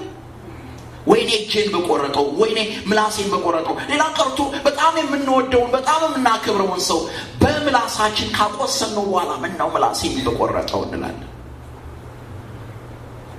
ምክንያቱም ብዙ የምንጸጸትበት ነገር አለ። ዛሬ በምን አይነት ሁኔታ ይሄንን ለ3 ቀን የሚቆየውን ጉባኤ ልትጀምሩ እንደመጣችሁ አላውቅም። ነገር ግን አንዳንዶቻችሁ ምናልባትም ከእግዚአብሔር ጋር ፉክክር ይዛችሁ መጥታችሁናል። ዛሬን አይሃለሁ፣ ሁለተኛ ቤት አልደርስም፣ ዛሬን እመለከታለሁ ብላችሁ መጥታችሁ ሊሆን ይችላል። ምናልባትም አንዳንዶቻችሁ እግዚአብሔርን ልትከሱ መጥታችኋል። እሱ አባት ስለሆነ ይሰማችኋል። ክብርና ምስጋና ለስሙ ይሁን። በነገራችን ላይ ጸሎት ማለት ምስጋና ብቻ አይደለም። ጸሎት ማለት ልመና ብቻ አይደለም። ጸሎት ማለት ከእግዚአብሔር ጋር መነጋገር ነው፣ ከእግዚአብሔር ጋር መወያየት ነው። ዳዊት ለዚህ ነው አቤቱ እስከ መቼ ነው ርቀህ የምትቆመው ነው እኮ ያለው። እንደዚህ እኮ ነው ያለው። እስከ መቼ ነው ርቀህ የምትቆመው? መቼ ነው የምትቀርበኝ? እኔ መቼ ነው የምትሰማኝ? ከእግዚአብሔር ጋር እንደዛ እንድንነጋገር እግዚአብሔር ይፈቅዳል። ከእግዚአብሔር ጋር እንድንወያይ፣ እግዚአብሔርን እንድናየው። አራተኛ እግዚአብሔር በፍቅሩ ታማኝ ነው። ሰው የሚበቃው ጊዜ አለ። ሰው በቃኝ ይሄ ነገር የሚልበት ጊዜ አለ። ያያችሁና አይ የዚህ ሰው ነገር በቃኝ ነው የሚላችሁ። እግዚአብሔር ግን እንደዛ አይደለም። ስሙ ይክበር ይመስገን። አይታችሁ አይደል? አንዳንድ እናቶች ጎረቤት ሁሉ ይመጣና ይመክራቸዋል። አንቺ ይሄንን ልጅ ምን ማለትሽ ነው? አንቺ ነሽ የምታበላችሁ። እንደው አባትም አንዳንዴ ይናገራል። አንቺ ነሽ ለዚህ ሁሉ ክብሬን የምታስደፍርኝ አንቺ ነሽ። እናት ግን ሁልጊዜ የምታየው ያ የአካሏ ክፋይ የሆነ ልጇ እንደሆነ። እግዚአብሔር እኔና እናንተን ሁሌ የሚያየው በመስቀል ላይ የሞተልን ልጆቹ እንደሆነ እኛን ፍለጋ እንደመጣ ነው የሚያውቀው። ፍቅሩ የማይለወጥ አምላክ። በነቢያቱ አፍ ምንድነው ያለው? በዘላለም ፍቅር ወድጃችኋለሁ ነው ያለው። በአንድ ቀን ፍቅር አይደለም ያለው፣ በሁለት ቀን ፍቅር አይደለም ያለው፣ በዘላለም ፍቅር ወድጃችኋለሁ ነው ያለው። ጻድቃንን ወደ ገዳም ዓለምን ትተው እንዲሸሹ የሚያደርጋቸው ሰማዕታትን በሰይፍ ፊት ቆመው እግዚአብሔር አምላካቸውን እንዲያከብሩ በሰማዕትነት በሞት እንዲያከብሩት ያደረጋቸው ነገር ቢኖር ሌላ ነገር አይደለም፣ ፉክክር አይደለም፣ ወይም እንዴት እኛ የተናገርነውን ቃል እንዴት እናጥፋለን የሚለው አይደለም። ለአምላካቸው ያላቸው ፍቅር ነው። ያን ፍቅሩን ሲገነዘቡ ጥልቀቱ ምን ያህል እንደሆነ ሲያውቁት፣ አንድ ሊቅ ሲናገር ምን አለ? የቤተ ክርስቲያን አባት ነው፣ ታዋቂ አባት። ምን አለ? ከኔ ይልቅ ለኔ ቅርብ ነው አለ። አይምሮዬ ከሚደርስበት በላይ ደግሞ ሩቅ ነው አለ። ፍቅሩ እንደዛ ነው አለ። ከኔ ይልቅ ለኔ ቅርብ ነው አለ። ማን ነው ከራስ ይልቅ ለራስ የቀረበ? እግዚአብሔር ብቻ። ከኔ ይልቅ ለኔ ቅርብ ነው አለ። ከአይምሮዬ በላይ ደግሞ ምጡቅ ነው አለ። እግዚአብሔር ከአይምሮዬ በላይ ምጡቅ ነው፣ አልደርስበትም፣ አላውቀውም አለ። ግን በዛው መጠን ደግሞ ከኔ ይልቅ ለኔ ቅርብ ነው አለ። ያን የዘላለም ፍቅሩን ነው የምናስበው፣ ያንን ነው የምናከብረው። በእግዚአብሔር የምንታመንበት ምክንያት ለዚያ ነው። በፍቅሩ ታማኝ የሆነ አምላክ ነው። ሰቆቃወ ኤርምያስ ምዕራፍ 3 ላይ እንዲህ ይላል። በጣም ሁሉ ጊዜ እንደው አንዳንዴ ደፍረስ ሲል ስሜቴ ከመወዳቸው ጥቅሶች አንዱ ነው። ሰቆቃወ ኤርምያስ ምዕራፍ 3 ላይ እንዲህ ይላል ቁጥር 21 ላይ መከራዬንና ችግሬን ሬትንና ሐሞትን አስብ ይላል። እግዚአብሔር ነው የሚናገረው። ምክንያቱም አገሩ ተበትና ኢየሩሳሌም ፈርሳ በነበረችበት ጊዜ ያለቀሰው ነው። ሰቆቃወ ኤርምያስ ነው። የኤርምያስ ለቅሶ ማለት ነው። የኤርምያስ ሙሾ ማለት ነው። እና ሰቆቃዬን፣ ምሬቴን ተመልከተው፣ ሐዘኔን ተመልከት፣ አስብ ይልና ነፍሴ ያሰበችው እግዚአብሔርን ማለቱ ነው። ነፍሴ ያሰበችው በውስጤ ፈዘዘች። ይህችን በልቤ አኖራለሁ፣ ስለዚህ ይታገሳለሁ። መከራውን የሚታገስበት ምክንያት ለምንድን ነው? በዛ ችግር ውስጥ በዚያ ሰቆቃ ውስጥ ሆኖ እግዚአብሔርን መታመኑን ምንም ዝንፍ እንዳይልበት ያደረገው ነገር ምንድን ነው? ይህችን በልቤ አኖራለሁ፣ ስለዚህ ይታገሳለሁ። ያልጠፋ ነው ከእግዚአብሔር ምሕረት የተነሳ ነው፣ ርኅራኄው አያልቅምና ማለዳ ማለዳ አዲስ ነው፣ ታማኝነትህ ብዙ ነው። ነፍሴ እግዚአብሔር እድል ፈንታዬ ነው፣ ስለዚህ ተስፋ አደርገዋለሁ አለች። እግዚአብሔር በተስፋ ለሚጠብቁት ለምትሻውም ነፍስ መልካም ነው። ሰው ዝም ብሎ የእግዚአብሔርን ማዳን ተስፋ ቢያደርግ መልካም ነው። ማለት በእግዚአብሔር ላይ ቢታመን መልካም ነው። ሰው በታናሽነቱ ቀንበር ቢሸከም መልካም ነው። እርሱ አሸክሞታልና ዝም ብሎ ለብቻው ይቀመጥ። ተስፋ የሆነው እንደሆነ አፉን በአፈር ውስጥ ያኑር፣ ጉንጩን ለሚመታው ይስጥ፣ ስድብን ይጥገብ። አይከብድም? ደፍ ሁኑ ነው አይደል እያለ ያለው። ማንም ምን ይበልባቸው ይርገጣቸው። ዝም ከባድ ነው ለሰው ልጅ፣ ከባድ ነው። አንዳንድ ጊዜ ያለው አንዳንድ ቦታ ላይ አይታችሁ ከሆነ አንዳንድ ቤት እንሄድና ንግግር ምናምን ይጠፋና ቁጭ እንላለን። ዝም ስንል ከማላችን አንዱ እንዴ ቴሌቪዥኑም ባይሆን እንኳን ከፈቱት ይላል አይደል? ምክንያቱም አይምሮአችን ዝምታ አይፈልግም። ሰው እንኳን ቤት ከሌለ ቤት ከፍተን ከገባን በኋላ ወዲያው የሆነ ነገር መክፈት እንፈልጋለን።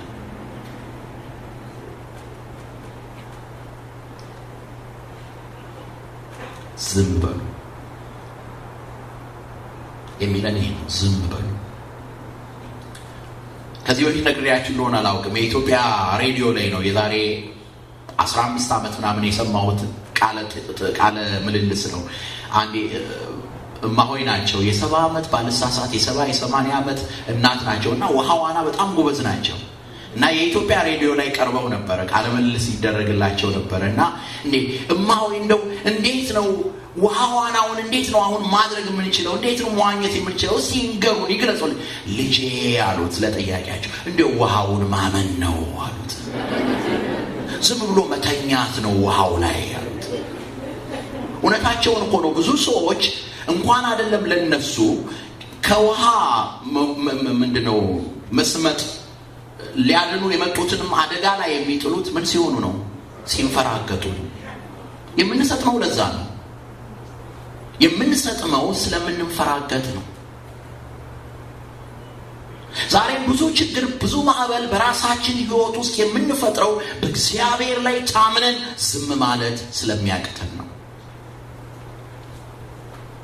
ኤርምያስ በዛ የህይወት ማዕበል ውስጥ ሆኖ ሀገሩ እንደዛ ተበታትና ችግር ውስጥ ሆኖ እያለ ምን አለ? ማለዳ ማለዳ እግዚአብሔር አዲስ ነው ታማኝነቱ አለ። ያልጠፋነው ከእግዚአብሔር ምሕረት የተነሳ ነው ካለ በኋላ ምን አለ? እግዚአብሔር አሸክሞታልና ሰው ዝም ይበል፣ እጁን በአፉ ላይ ያስቀምጥ፣ ዝም ይበል፣ ጸጥ ይበል አለ። ለምን? ቁጥር 30 ጌታ ለዘላለም አይጥልምና ቢያሳዝንም እንደ ምሕረቱ ብዛት ይራራልና የሰውን ልጆች ከልቡ አያስጨንቅም አያሳዝንም። ከኔና ከናንተ ጋር ድብቆች የሚጫወት አምላክ አይደለም። ለምን ነው በእግዚአብሔር ላይ የምንታመነው? የማይለወጥ ዘላለማዊ የሆነ ፍቅር ለኛ ስላለው ነው። በፍቅሩ ታማኝ ስለሆነ ነው። በፍቅሩ ታማኝ ስለሆነ ነው። አላውቅም ትላንት ከትላንት ወዲያ የዛሬ ዓመት የዛሬ 2 ዓመት የዛሬ 3 ዓመት በህይወታችሁ ምን እንደተከናወነ አላውቅም። ግን አንድ ነገር ልንገራችሁ። የቱንም አይነት የህይወት ታሪክ ይኑረን ያ ለሰዎች ነው። ማናት እሷ ማነው እሱ የሚለን። በተለይ የኛ ኮሚኒቲ በዛ የታወቀ ነው። መልካም ነገርን ቶሎ የሚረሳ፣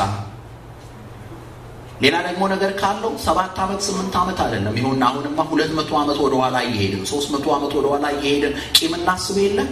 በዚህ የተካነነን። እግዚአብሔር ግን እንደዛ አይደለም። ስለዚህ ነገር ሳነባ አንድ ታሪክ አነበብኩኝ። አንድ ልጅ ወደ አያቱ ዘንድ ለእረፍት ሄዶ ያለ አያቱ በላደን መማር አለብህና ሄደ ወደ ጫካ እስቲ አንዳንድ ነገር ቆቁን ጅግራውን እንደው እስቲ ለማደን ሞክር ብለውታል እናትየው። እና ማለት አያትየው ሰጥተውታል ቀስት ነገር።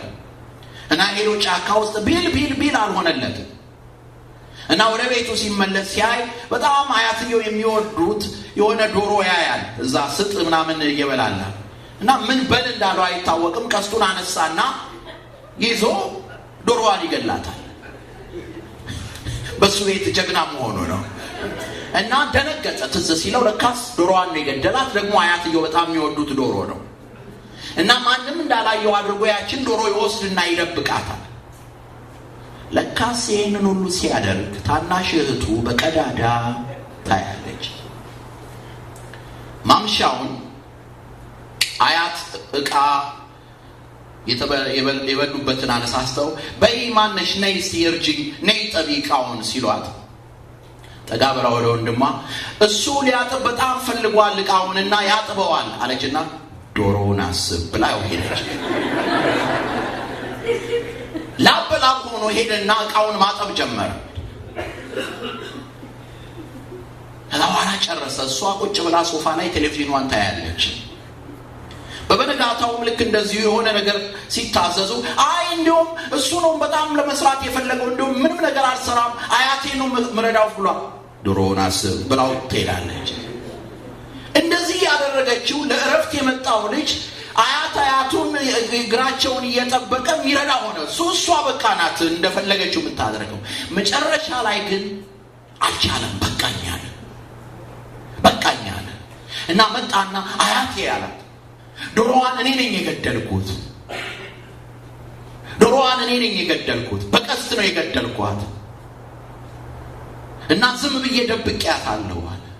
አያቱ ምን እንዳሉ ታውቃላችሁ? ልጄ እህትህ ስታይህ እኔም በሌላው መስኮት አይህ ነበር። እስከ ዛሬ የጠበቅኩህ እስከ መቼ የድርጊትህ ባሪያ ሆነ ትቆያለህ ብዬ ነው። ሁሌም ወድህ የልጅ ልጄ ነህ፣ እወድሃለሁ፣ ደግሞም ይቅር ብያለሁ ማለት ነው። በዘላለም ፍቅሩ የሚወደን አምላክ ነው። አንዳንዱን ነገር ያደረግነው ከእግዚአብሔር የተጠበቀን መስሎን ሊሆን ይችላል። ምናልባት ከህይወት ጓደኞቻችን ከቤተ ክርስቲያናችን አባሎች ልንደብቅ እንችላለን። ያንንም ነገር ለመደበቅ ምናልባት ቁጠኞች፣ አኩራፊዎች፣ ራሳችንን ክብራችንን ምንጠብቅ ሆነን ልንኖር እንችላለን። ምናልባትም በዚህ መካከል አንዳንድ የእኛን ማንነት የሚያውቁ ሰዎች መጥተው ዶሮዋን አስብ እንዳለው እየመጡ አውቀሽለ ሊሉን ይችላሉ። ልንዘምር ስንነሳ አውቀሽለ የሚሉን ሊኖሩ ይችላሉ። ልናመሰግን እግዚአብሔር ልንነሳ ስንል፣ ልናከብረው ልንነሳ ስንል እናውቀሽለ የሚሉን ሊኖሩ ይችላሉ።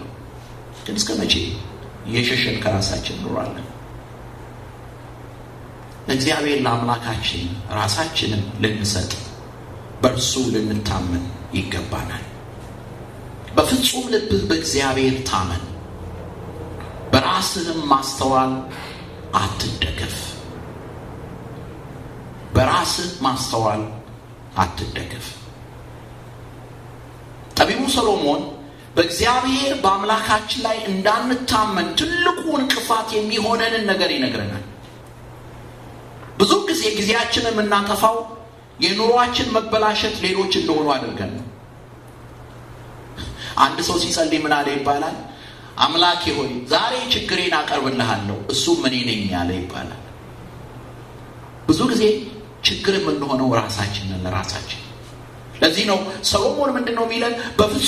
በፍጹም ልብ በእግዚአብሔር ታመን፣ በራስህ ማስተዋል ምን አትበል አትደገፍ።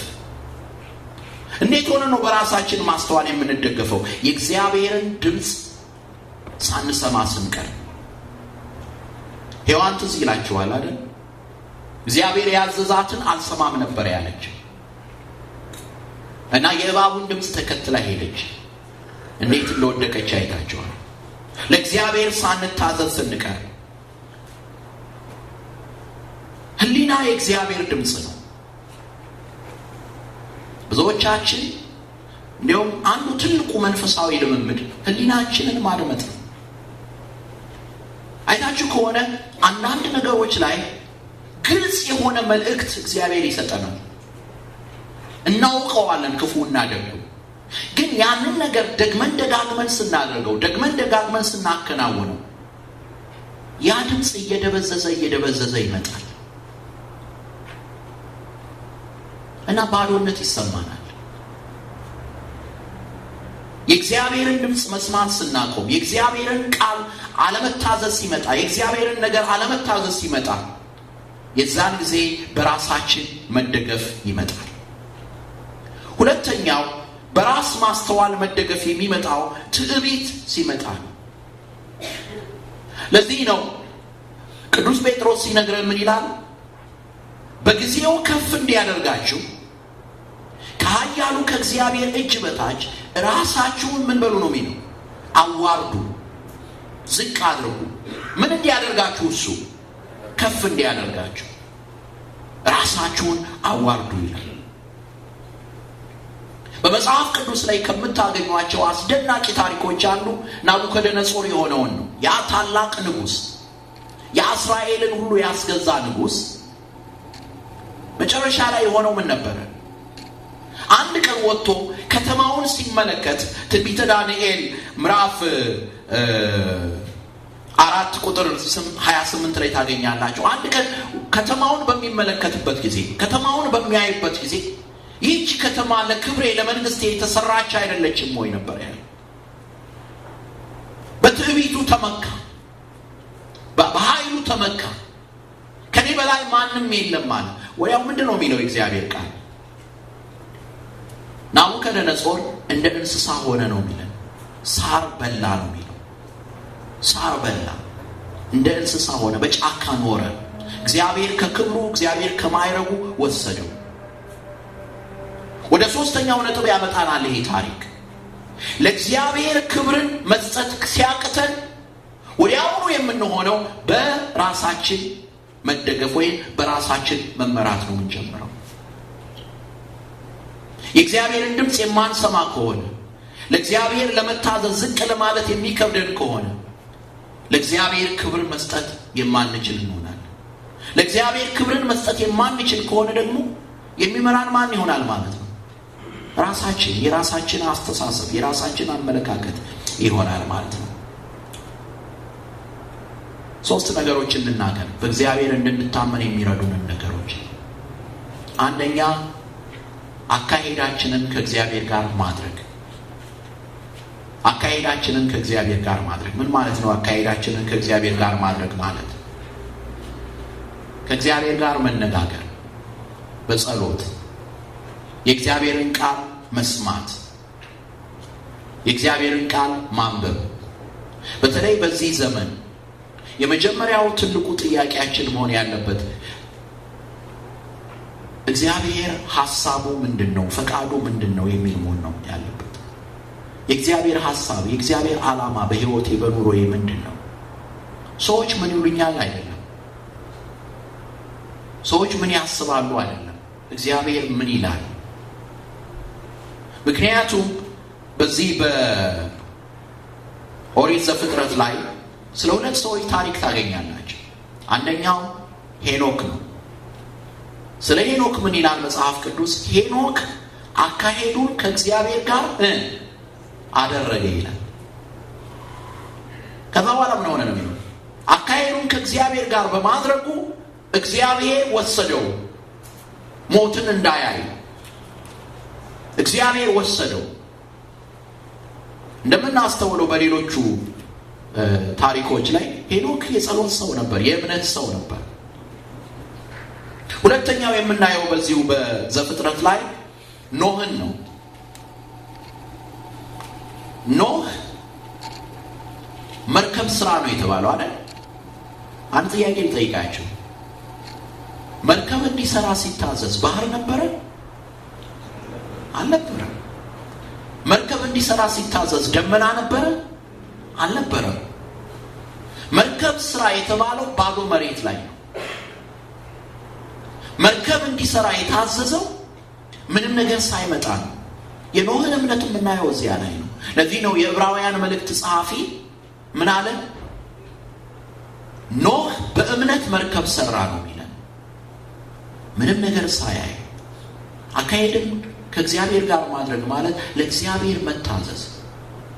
የማይመስል ነገር ላይ ቃና ዘገሊላን አክብረናል። ብዙ ጊዜ የማይነገረው የአሳላፊዎቹ እምነት ነው። እግዚአብሔር የሚሰራው በእኛ እምነት ላይ ነው። አስተውል። አሳላፊዎቹ ውሃ ሙሉ አላቸው አይደለም? ከዛ በኋላ እነዚህ አሳላፊዎች ቀምሰውታል እንዴ? ያንን ነው አልቀመሱም። ወስዳችሁ ለአሳዳሪው ስጡ ሲባሉ ያንን ውሃ እኮ ነው ወስደው የሰጡት አይደለም እንዴ? እምነት ነው። አካሄድን ከእግዚአብሔር ጋር ማድረግ ማለት ዕለተ ሰንበት መጥቶ ማስቀደስ ማለት አይደለም። ዕለተ ሰንበት መጥቶ ማስቀደስ አስፈላጊ ነገር ነው። አካሄድን ከእግዚአብሔር ጋር ማድረግ ማለት እንደዚህ ጉባኤዎች ሲደረጉ መካፈል ብቻ ማለት አይደለም። ቃሉን መስማት መልካም ነገር ነው። አካሄድን ከእግዚአብሔር ጋር ማድረግ ማለት እንደሰማነው እንዳስቀደስነው እንደሰማነው ስብከት ወይም እንደ ሰባኪውም ቢሆን እንደሰበከው እንዳስተማረው መኖር ማለት ነው፣ ለእግዚአብሔር በመታዘዝ። ሁለተኛው የምስጋና ሰው መሆን ነው። የምስጋና ሰው መሆን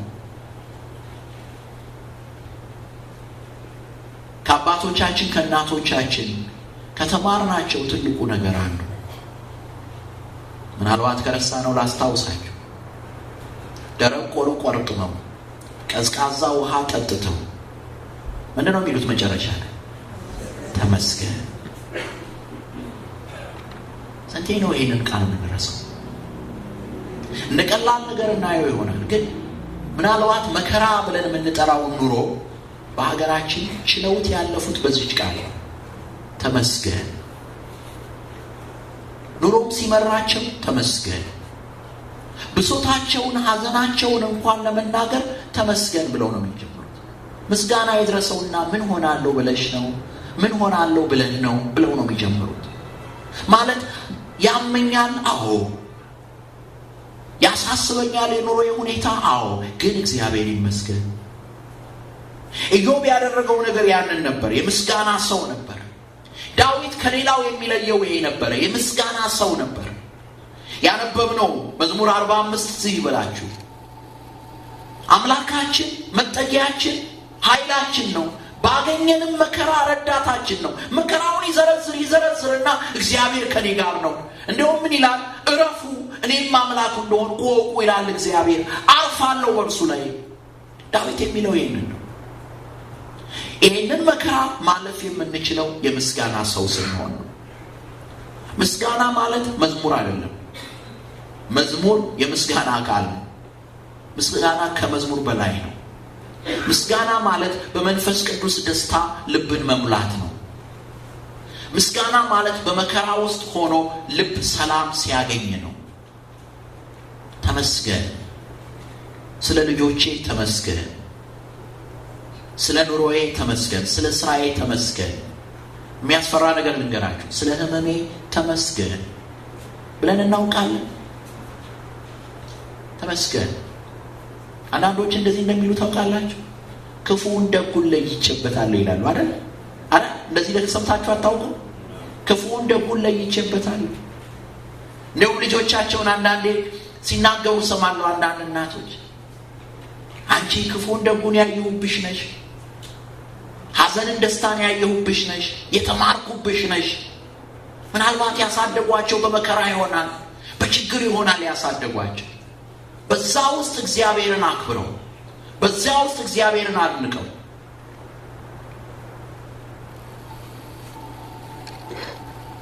የምስጋና ሰዎች ልንሆን ያስፈልጋል።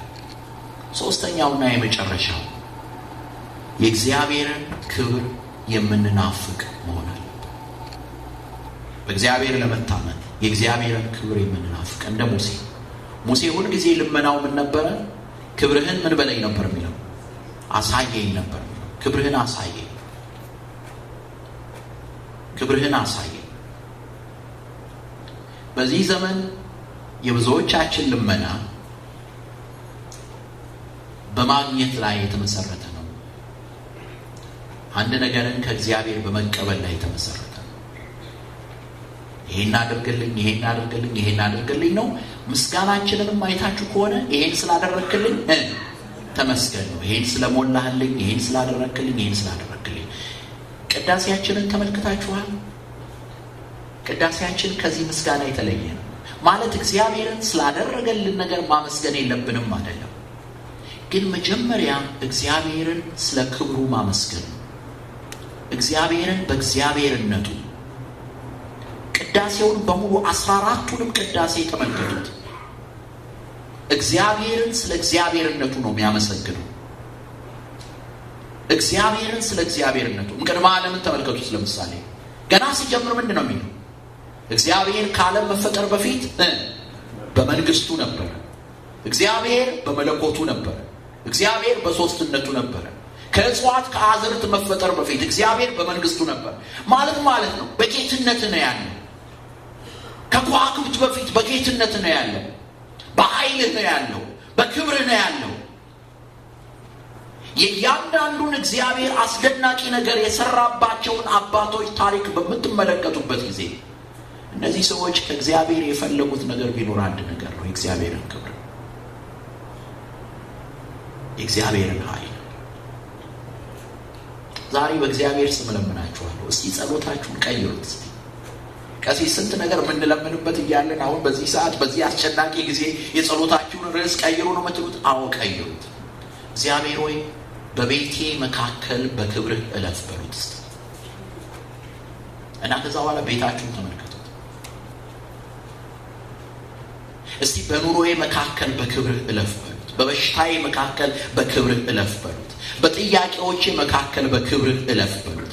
የእግዚአብሔርን ክብር ስንናፍቅ በዙሪያችን የምናየውና እንቅልፍ የነሳን ነገር ሁሉ ሞኝነት ይመስላል፣ ኢምንት።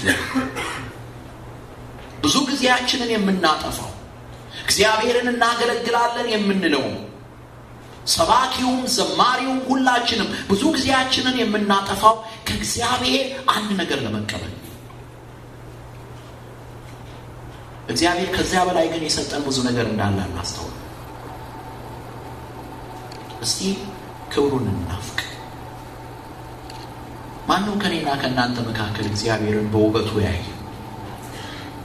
ማነው ከኔና ከእናንተ መካከል አምላኬ ሆይ የጸጋህ መፍሰሻዎች ይገቱ እስከሚል ድረስ የእግዚአብሔር ክብር የእግዚአብሔር ጸጋ የወረደለት ማነው ያንን ይናፍቅ? ያን ስንናፍቅ ዛሬ እንቅልፍ ያሳጣን ነገር ይመንት ይሆናል። ትዝ ይላችኋል ጴጥሮስ እድሜ ልኩን ኑሮውን ለማቃናት ደፋ ቀና የሚለው ጴጥሮስ አንድ ቀን ለጥቂት ደቂቃ የእግዚአብሔርን ክብር ሲያይ በዚህ ዓለም ሲያንገላታው ሲያማታው የነበረው ጭንቀት ሁሉ በአንዴ ተገፈፈለትና ምን እንዳለ ታውቃላችሁ? ጌታ ሆይ በዚህ መኖር ለኛ መልካም ነው። ለአንተ አንድ ዳስ እንስራ፣ ለኤልያስ አንድ ዳስ እንስራ፣ ለሙሴ አንድ ዳስ እንስራና በዚህ እንኑራለን። ስለ ምግብ እንዴት አላሰበም? አስባችኋል? ይህን ነገር ራሱ ስለሚቀመጥበት ጎጆ እንዴት አላሰበም? ሆምለስ ሆኖ መኖርን የተመኘ ይመስላችኋል? አይደለም። ይሄ ሁሉ የሚያስጨንቀን ዛሬ ህሊናችንን የሚያተራምሰው ነገር ሁሉ የሚያስጨንቀን ልባችንም ሐሳባችንም እዚህ በመሬት ስላለ ወደ ላይ ሲነሳ ይሄ ሁሉ ይምንት ይሆናል። በዚህ በገድለ ጊዮርጊስ ላይ በጣም የሚያስደንቀኝ አንድ ታሪክ አለ። የአንድ አላዊ ንግስት የሆነችዋ ሴት ቅዱስ ጊዮርጊስ ሰማዕትነቱን ሲፈጽም ምስክርነቱን ሲሰጥ የክርስቶስ ባሪያ እንደሆነ የኢየሱስ ክርስቶስ ጌትነትን በሚያውጅበት ጊዜ በቅዱስ ጊዮርጊስ አምላክ በኢየሱስ ክርስቶስ አምናለሁ አለች። ከዛ ከሞቀ እንግዲህ የምታየው በክርስቶስ የሚያምኑ ሰዎች በሙሉ ምን እያሉ ነው ያየችው? ንገሩኝ። በክርስቶስ የሚያምኑ ሰዎች ሁሉ ምን እየሆኑ ነው ያየችው? እየተገደሉ ነው ያየችው። በክርስቶስ የሚያምኑ ሰዎች በሙሉ እየተዋረዱ ነው ያየችው። እሷ ደግሞ በንግስትነት በቤተ መንግስት የኖረች ናት እድሜ ልኳን። ምንድነው ከዛ ከምቾት ኑሮ ይልቅ ሰማዕትነትን ያስመረጣት? የእግዚአብሔር ክብር ነው፣ የእግዚአብሔር ጌትነት። ያን ስታየው እሷ ያለችበትን ህይወት እስር ቤት አድርጋ ቆጠረች። እኛ ገብረ ክርስቶስ የምንለው ምዕራባውያን በሌላ ስም የሚጠሩትን ቅዱስ ታሪክ አይታችኋል። ከቤተ መንግስቱ በሰርጉ ሌሊት ጠፍቶ እንዲሄድ ያደረገው ምን ይመስላችኋል? ለምንድነው የተመቸ የፓላስ ኑሮን እንዲተወው ያደረገው? ምንድነው? ክብር፣ የዚህ ዓለም ነገር አንቱታ፣ ወይ ዛሬ ከብዙ 100 ዓመት በኋላ ቅዱስ ብለን እንደምንጠራው ይመስላችኋል?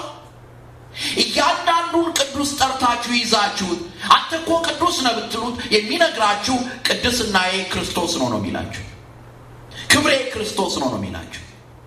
እነዚህን ሁሉ ቅዱሳን ገሚሶቹን የዚህን ዓለም ነገር እንዲንቁ ያደረጋቸው፣ ገሚሶቹን ሰዎች እየሞቱ እያዩ ለሰይፍ አንገታቸውን እንዲሰጡ ያደረጋቸው ሙሉ በሙሉ ማየት አይደለም፣ ጀርባው የክብሩን ትንሿን ልፍታ ስላዩ ያኔ ያሉበት ክብር፣ ያሉበት ፓላስ፣ ያሉበት ቤተ መንግስትን እንደ እስር ነው የቆጠሩት። የነዚያ ቅዱሳን ልጆች ከሆኑ ዛሬ ከሚያሳስበን ነገር በላይ ልንኖር ያስፈልጋል።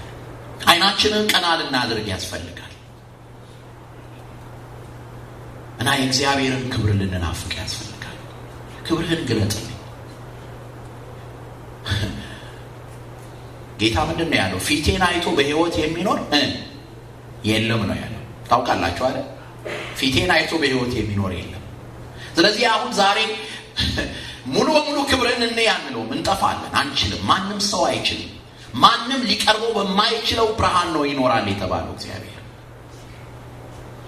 ለዚህ ነው የቤተ ክርስቲያናችን ትምህርት በሙሉ ከፊት ለፊቱ አይታችሁ ከሆነ አንድ ቃል አለው። ምን የሚል? ሚስጥር የሚል ቃል አለው። የእግዚአብሔርን ጌትነት፣ የእግዚአብሔርን ገናናነት፣ የእግዚአብሔርን ታላቅነት ተናግሮ የሚጨርስ አንደበት የለም፣ መዝሙር የለም፣ ቅዳሴ የለም።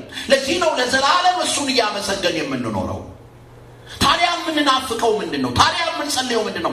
ትንሽ ብልጭታውን እንድናይ። የዚያን ጊዜ ያቺ በጭላጭል የምናየው ነገር የዚህን ዓለም ጭንቀት ሁሉ ከንቱ መና የሚያስቀር ነው።